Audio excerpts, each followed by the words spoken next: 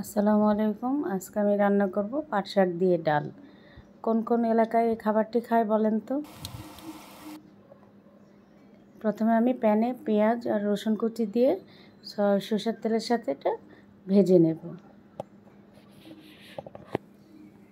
যখন একটু ভাজা ভাজা হবে তখন এখানে আমি 1 চামচ রসুন বাটা, হাফ চামচ আদা বাটা আর 1/4 চামচ জিরা বাটা দেব। দিয়ে ভালো করে একটু ভেজে নেব। ভাজার পরে এখানে আমি অ্যাড করব আস্তে আস্তে হলুদ গুঁড়া, মরিচ গুঁড়া আর ধনে গুঁড়া। তারপর গরম পানি একটু দিয়ে কষিয়ে দিয়ে দিব মসুর ডাল, লবণ পরিমাণ মতো আর কাঁচামরিচ। এরপর এটাকে আমি ভালো করে ভুনবো। তারপর আমি এখানে অ্যাড করব গরম পানি প্রয়োজন মতো ডাল সিদ্ধ হওয়ার জন্য।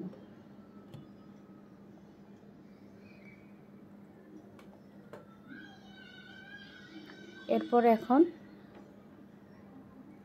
যখন দেখলাম ডালটি পুরোপুরি সিদ্ধ হয়নি, এখানে আর একটু পানি অ্যাড করে নিলাম আমি। খেয়াল রাখতে হবে পুরো রান্নাটাই করতে হবে গরম পানি দিয়ে। তারপর এখানে দিয়ে দিলাম পাট শাক উপর দিয়ে, আলতোভাবে পাট শাক দিয়ে দিতে হবে।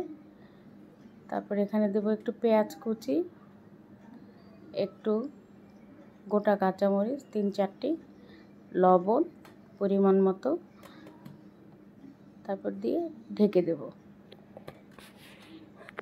এই রান্নাটি খুবই দ্রুত সম্ভব এবং খুবই মজাদার। মুখের রুচি ফিরিয়ে আনবে পাট শাক ডাল। পাট শাক দিয়ে ডাল পুষ্টিকর খাবার। তারপর এটাকে বাগার দেব। বাগারের জন্য আমি নিয়েছি শুকনো মরিচ একটু চিড়ে নিয়েছি ছোট ছোট করে, তারপর রসুন কুচি আর পেঁয়াজ কুচি দিয়ে লাল লাল করে ভেজে বাগারে দিয়ে দিব।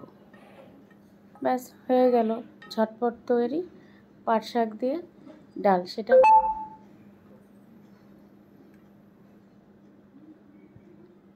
বাগার দিয়ে তারপর আমি পরিবেশনের জন্য পরিবেশন পাত্রে ঢেলে নেব। এই খাবারটি অন্যান্য আইটেমের সাথে মাংসের খেতে খেতে যারা হাঁপিয়ে উঠেছেন তারা খুব সহজেই তৈরি করতে পারেন।